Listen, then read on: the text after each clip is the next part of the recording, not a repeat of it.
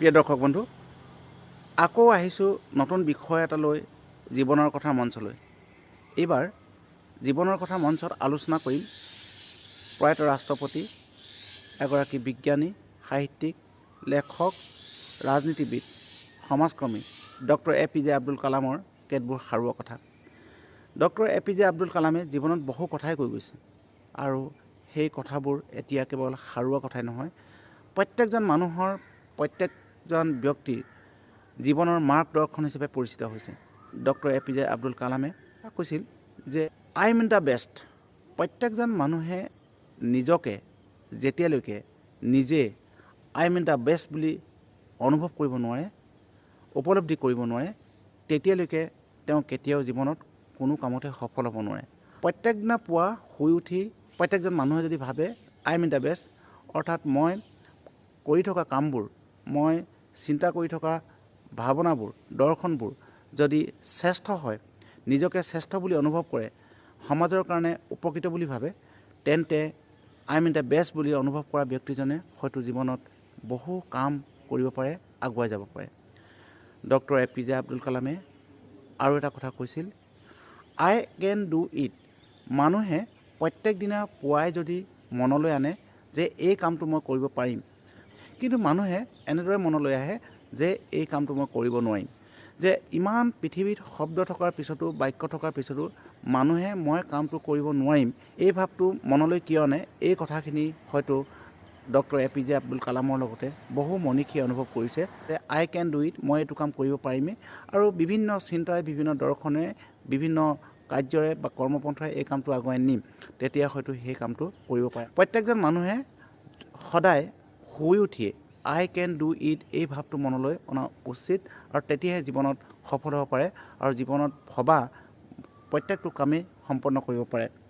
আৰু এটা কথা মই দৰ্শক বন্ধুসকলৰ মাজত ভাগ বতৰা কৰিব বিচাৰিছোঁ। ডক্টৰ APJ আব্দুল কালামে কৈছিল, today is the my day. ৰাতিপুৱা শুই উঠি প্ৰত্যেকজন মানুহে ভাবে যে আজিৰ এই দিনটো মোৰ দিন, আৰু এই দিনটো মই উপভোগ কৰিম, মই নিজৰ জীৱনটোক সজাম, মই জীৱনটোক লৈ চিন্তা কৰিম, মই জীৱনটোক লৈ ভাৱনা কৰিম, মই জীৱনটোক লৈ উপলব্ধি কৰিম, আৰু এই দিনটো মোৰ দিন আৰু মোৰ হিচাপে মই সজাবলৈ চেষ্টা কৰিম।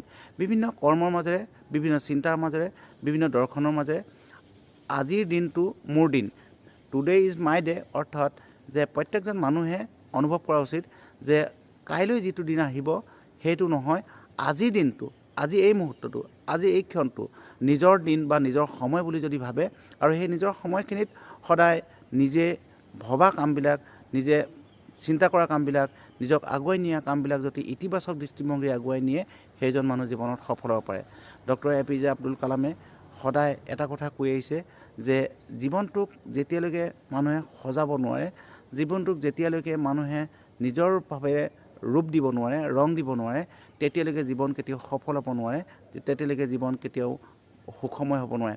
জীৱনটো সুখ, শান্তি, সমৃদ্ধিৰে আগুৱাই নিবলৈ হ'লে প্ৰত্যেকজন ব্যক্তিয়ে প্ৰত্যেক দিনা পুৱাই অনুভৱ কৰিব লাগিব যে মই এজন শ্ৰেষ্ঠ ব্যক্তি, আৰু মই আনৰ লগত তুলনা নকৰোঁ।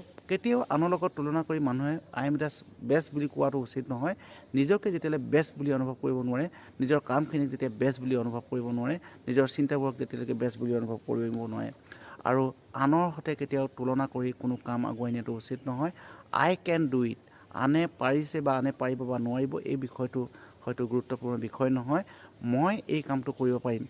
প্ৰিয় দৰ্শক বন্ধু, জীৱনৰ কথা মঞ্চত আজি ডক্টৰ APJ আব্দুল কালামৰ দুটামান সাৰুৱা বক্তব্য নহয়, তেওঁৰ জীৱনৰ মাৰ্গদৰ্শনে নহয়, জীৱনৰ বাবে আটাইতকৈ প্ৰয়োজনীয়, প্ৰত্যেকজন মানুহৰ জীৱনৰ কাৰণে প্ৰয়োজনীয় এই কথাখিনি আলোচনা কৰিলোঁ। হয়তো এই কথাখিনিয়ে কাৰোবাক উপকৃত কৰিব, আৰু উপকৃত হ'লে এই ভিডিঅ'টো আপোনালোকে লাইক কৰিব, শ্বেয়াৰ কৰিব, কমেণ্ট কৰিব আৰু ছাবস্ক্ৰাইব কৰিব।